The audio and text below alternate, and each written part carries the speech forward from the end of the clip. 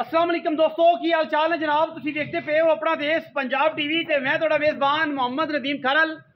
सब तो पहले अपने चैनल को करना है सबसक्राइब ते बेल आइकन ते क्लिक करना है। एक अच्छी ते बेहतरीन वीडियो का नोटिफिकेशन हमेशा की तरह वीरां भरावां ते सज्जणां नूं मिलता रहे।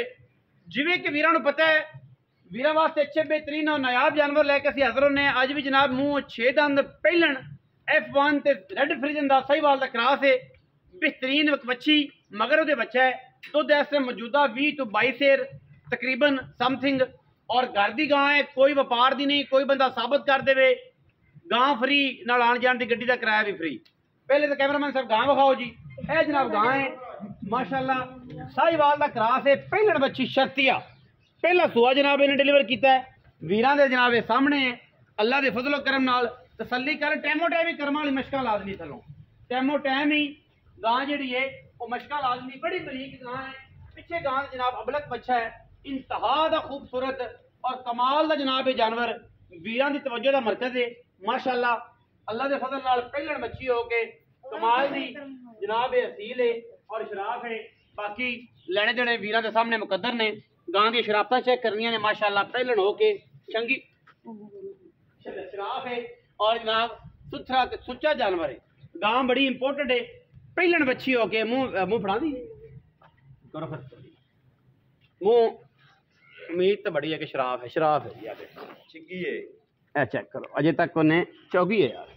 कनी वाले नहीं सट्टे हैं चौकी चिग्गी यार। धुंधी कट्टी धुंधी है यार। चौकी होनी है। कनी वाले नहीं सट्टे है ना। कनी वाले नहीं सट्टे। 4 दंद है।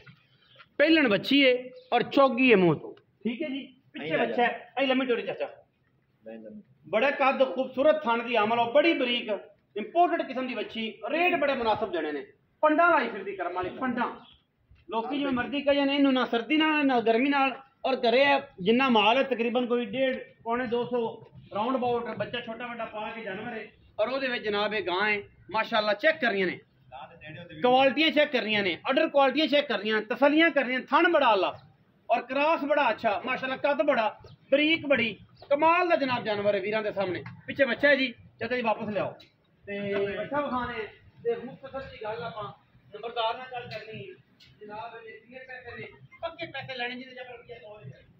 बाकी का सारा जान एक पासे ते मुल एक पासे सारा जान कीती पहला घर दी गां जी सुच्चा जानवर है और जनाब ए बच्चा है बच्चा जनाब चेक कराना ए बच्चा अबलक बच्चा जी माशाल्लाह। ऐसा ए अबलक बच्चा है जी। ऐसा करो जी मुंह 2 दिन की सुई हुई है 2 या 3 दिन की। 2 10 20 सेर ले फिर तकरीबन 20 21 सेर 22 सेर। अबलक बच्चा सफेद नुकरा मुंह दे अखां दी ऐनक लगी हुई है बाकी सारा सफेद नुकरा इंतहा दा खूबसूरत बच्चा जी।